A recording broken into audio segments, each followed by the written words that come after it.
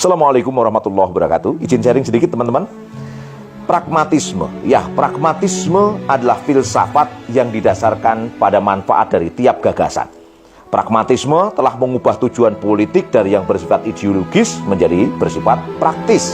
Maksudnya manfaat dalam memenuhi kebutuhan pribadi atau kelompok, tidak peduli halal dan haram.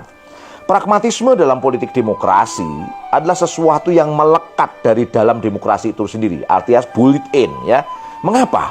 Karena politik demokrasi ditegakkan atas asas sekularisme, fasludin anil hayah, memisahkan agama dari kehidupan masyarakat. Tidak ada lagi halal haram selama bermanfaat. Sebuah aturan akan dipaksakan untuk dilegalkan oleh segelintir para pengendali kekuasaan, para politisi, dan juga pengendali keuangan, para cukong dan pemodal. Dari konsep di atas, bahaya pragmatisme politik demokrasi itu sangat terlihat, paling tidak pada 3 hal. Pertama, bahaya asas. Karena asasnya didasarkan pada sekularisme yang menolak agama dilibatkan dalam kehidupan, agama diakui tetapi dilarang turut campur dalam menangani permasalahan kehidupan. Ini berarti menafikan, bahkan menuduh agama, wabil khusus Islam, tidak layak untuk mengatur kehidupan. Artinya ini menyingkirkan peran pencipta sebagai pengatur. Bahaya yang kedua adalah bahaya pilar dasar.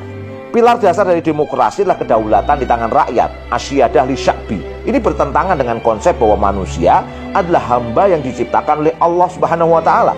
Manusia fitrahnya lemah, membutuhkan pencipta, dan sepatutnya pula mentaati aturan atau kedaulatan pencipta, bukan menggunakan aturan manusia. Kekuasaan yang dimiliki pemimpin juga untuk mengimplementasikan aturan pencipta, bukan aturan manusia seharusnya. Bahaya yang ketiga adalah bahaya pada realitas. Pada faktanya kita tahu, demokrasi itu sebenarnya ilusi, tipuan. Pasalnya, pada faktanya yang berdaulat bukan rakyat kok, tetapi segelintir elit parpol.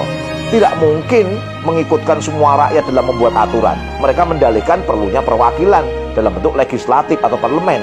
Padahal faktanya anggota parlemen tunduk pada kendali elit pimpinan parpol. Kata Pak Bambang Pacul, Korea itu tunduk pada pimpinan parpol. Celakanya, elit pimpinan parpol itu tunduk pada segelintir kapitalis pemilik modal, nah oligark. Tidak aneh banyak pihak menyinggung secara terbuka kebutuhan dana yang besar untuk jadi anggota legislatif, DPR, DPRD, ya kan? Dan juga eksekutif, presiden, gubernur, bupati, wali kota. Inilah yang membuat mereka sangat bergantung pada pasokan cuan dari para cukong politik oligark. Saudaraku, saatnya meletakkan kedaulatan hanya di tangan syariah, asyiadah li syar'i, dan menjadikannya sebagai pondasi yang akan membuat pemimpin tidak dipilih dengan cek kosong, semau dia atau sesuai yang mengendalikan dia, oligark misalnya. Seorang pemimpin dalam Islam diangkat dan dibaiat untuk menjalankan Al-Quran dan As-Sunnah. Dengan begitu, semua perilaku politiknya atas dorongan keimanannya dibatasi oleh syariah Islam. Ini akan menutup celah pragmatisme buruk dan cawe-cawe dari para oligark. Semoga dipahami dan menginspirasi. Kasih komen. Makasih.